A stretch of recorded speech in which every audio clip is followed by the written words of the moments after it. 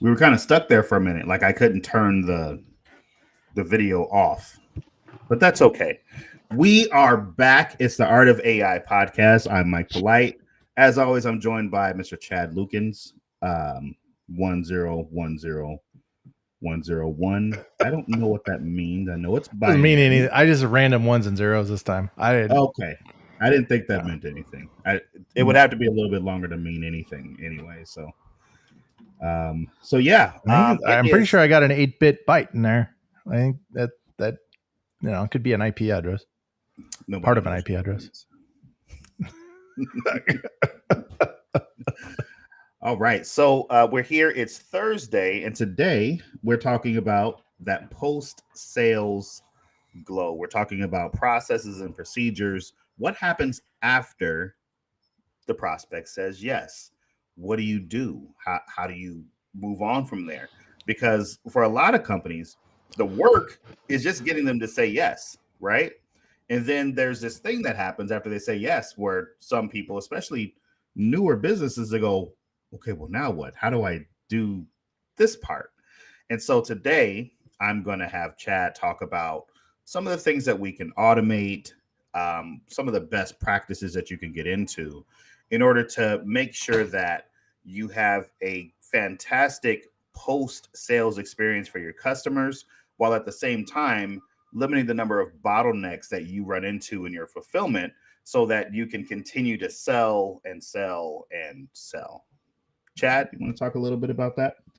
Yeah, I mean, well, actually, I would say that from an operational perspective, even before the final yes, right? One of the things you can automate to make it really quick and easy for your sales staff to close them and finalize that close is to, whatever contracts you're using, or, I'm assuming you're, using a contract. If they're just going to a form, filling it out and giving you a credit card or something, that's a different story.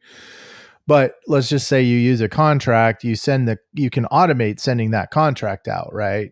There's programs like PandaDoc, DocuSign, and there's others out there. There's tons of them out there where you can create it and fill it from the CRM, Go High Level, WooSender, it doesn't matter. So when it's time to get the contract going, you click a button, it fires it off, and you confirm that they got it, and you have them fill it out, and boom, there you go, right? And so, Right.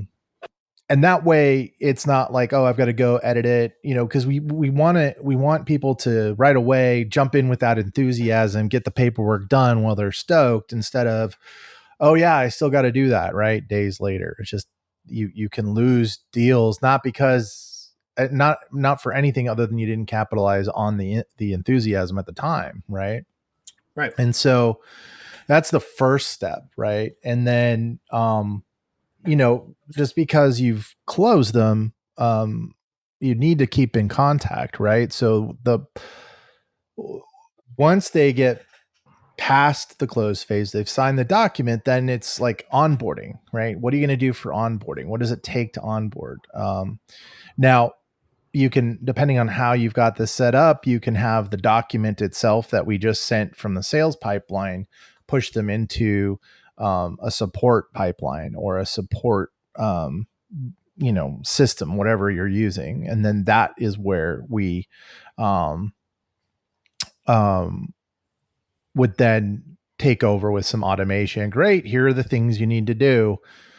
And then depending on how they, what that looks like, you could have different mile markers that when they do something, it triggers them to move to another reminder, or removes the one thing. Hey, great, you did this one thing. Let's move on to the next thing, which could be scheduling your appointment, filling out documents, that kind of thing. So that's just the contracting phase then too, right? So first thing is we got to get payment, right? Or however we're going to establish that payment, getting that contract or agreement, whatever it is that's going to be actually happening here with that. And then when it comes, so after you get the payment, you're rolling into the onboarding process. And this is typically where you have other staff who are going to be dealing with that particular person. Now, if you're a solopreneur, this staff might be you. right? But ideally, you want to be able to focus on sales while you have somebody else take care of the fulfillment piece. So, how do we make sure that the information that was transferred to the salesperson makes it over to the onboarding and to the fulfillment team? Well, that's why you use the same system, or you have that data hard coded into the record of the client, right? The contact record of the client.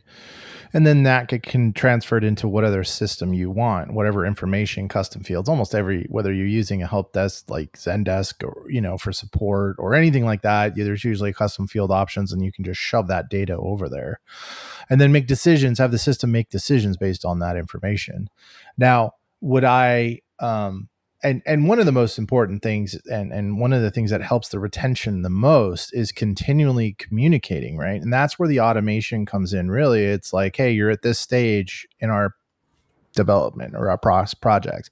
This is happening. And you can use, like, in Go high level, use pipeline stages, or WooSender use pipeline stages to have those messages go out. But that will help keep them integrated. The other thing is that once you're working with the client, once you're running through, their what their needs are, and you're starting to provide services, automate a survey that goes out once or twice a month. That you automatically send the survey.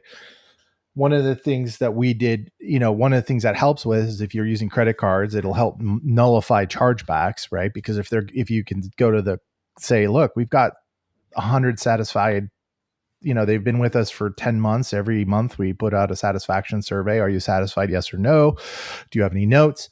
That binary choice will go, hey, they haven't shown any dissatisfaction at all, as well as it's a good temperature to make sure that they don't become dissatisfied. Right. We But want to be able to depending on tell your price point, what we might be missing at some point, right? exactly. But depending on your price point, people have a tendency to just charge back rather than cancel, and rather than deal with the charge, and that gives you a little ammunition against those chargebacks. It's like, look, every month we send out a request, and even if they don't respond, that in itself is a response. They have not filled out any of these requests. Every time we send out a new survey, and they've never filled out a survey, but here's the record of everything that I've sent. Got it. Just to help with, and then that's more for high ticket. I mean, if you're doing e-commerce stuff, that's never mind. Right. That's It's a different animal altogether. So I want to back up just a little bit and talk about STIPs, right? And so STIPs are the things that you need in order to actually do fulfillment. So we work with solar companies in the financial field, like mortgage officers, things like that. And everybody's got STIPs. So like the solar company, for example, they'll want to see a phone bill, for example, or the mortgage guys, they like to get their hands on credit reports or proof of income or things like that, depending on what it is that you're actually looking for.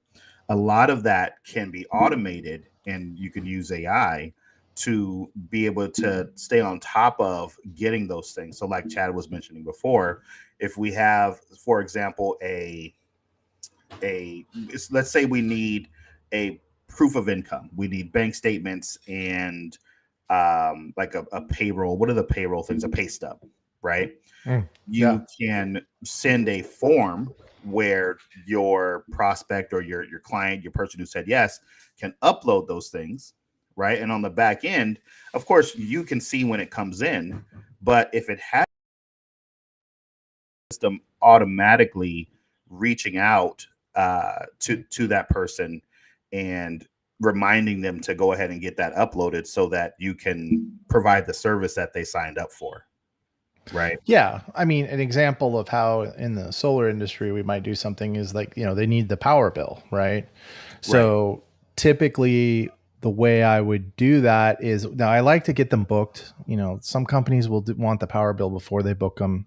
I prefer to get the appointment before we actually ask for power bills, because typically speaking, if you remind them enough, they'll come to the meeting. We try and that's what we do is we try and prompt them to fill it out, upload that, hey, here's the link, and depending on whether or not it's uploaded, you can make decisions. Okay, they've uploaded it. So now let's move into the campaign that says, thank you for uploading your documents. We appreciate it. Looking forward to our meeting. Boom, done. And so those are some of the automations that you can create to help manage the workflow as you go. And one of the things that I would caution is don't try and automate too much up front, because there's a curve, right?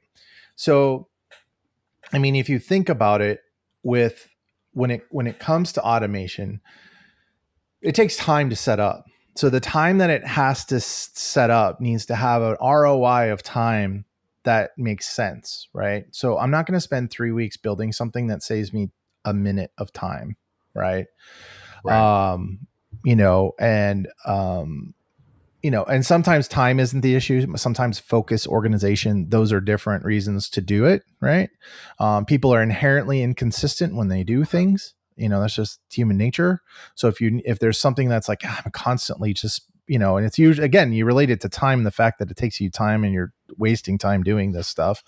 But if it's not consistent, if you're doing it quickly and it's not that much time, but man, it's just all over the map, and I forget I use an uppercase here, lowercase there, or I'm doing something weird on a regular basis, then you start looking at automation. Typically, there are some basic things like switching it over to another account, another system. Those are things that you might want to automate. For example, in our system, if we want to put them in our contracting system, we just tag them and they go off to the contracting system, and then we put them on the contract if we need to, or we can tag the exact contract that we want them to have, and then it sends off, right? Because sometimes we do custom. It has to be a custom contract for a different thing. But if it's a typical contract, it's automatic. So boom, there you go. What does that save? That saves, you have to go in, grab the contract, enter the data again for that same person. You have the data, but why manually enter it, right? Right. However, trying to make it so that you never have to talk to the person to upload a document, is it worth the time? Is it worth the time? Are you doing enough volume? If you have enough people, right? And that's the other thing. The more people you have, the harder it is to do this, get them all to do the same thing the same way every time, right? And that at that point, then that 5 minutes, let's say it says 3 to 5 minutes. It's not just 3 to 5 minutes. If you have 10 people, that's an hour, right? 5 minutes times 10. So you got 50 minutes, almost an hour of time that you've recovered, right? Perfect example is I used to work in the hospital, and we had power tests every week, once a week, to test the backup generators. Mm-hmm. And what would happen is pretty much every computer would be shut down and then come back up, right? Now, in that process, we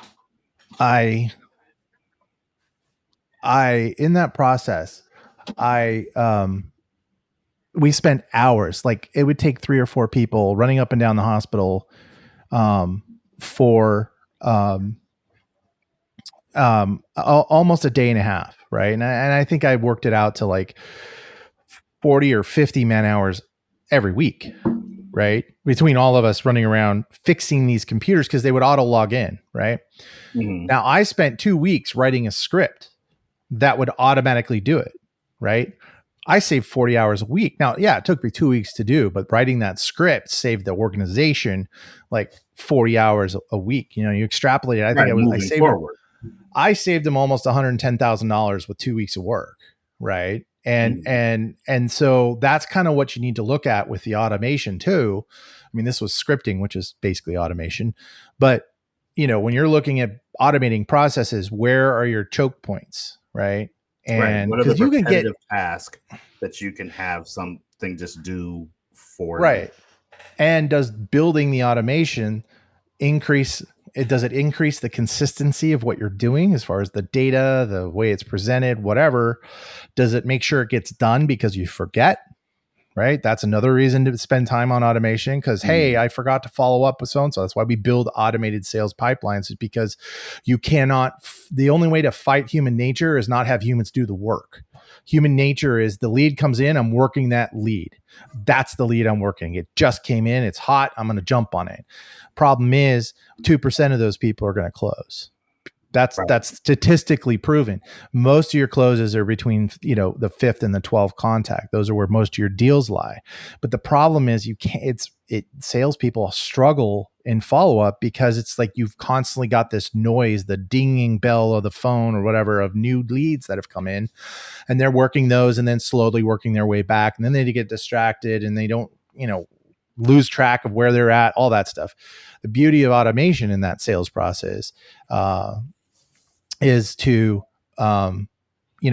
take it out of their hands, does the basic follow up, and then when they engage, if the AI doesn't know what to do with it or whatever, then the person jumps in and starts talking to them, right? Right. And that is another reason that you would spend some time on it. And some automations are quick and dirty. It doesn't take a lot of time and it's worth it, right? Right. Automating moving from one system to another, it's definitely, definitely something that you could easily do quickly from any system, fairly straightforward. So automation for repetitive tasks, collecting information, those types of things. That's what we're looking to automate. And that's what we do as AI operations specialists. And that's what you should do in your business. If you have a process that's already established, you should be looking to automate the parts of it so that you don't have to touch those pieces. You can move on and do the part that you actually need the human touch for, right? That's right. Okay. Well, I think that's it for today. This has been the Art of AI podcast. I'm Mike Polite. And I'm going to ask Chad if he has anything to say in the way of parting words. I do. 10101101010110111010. We'll see you guys next time.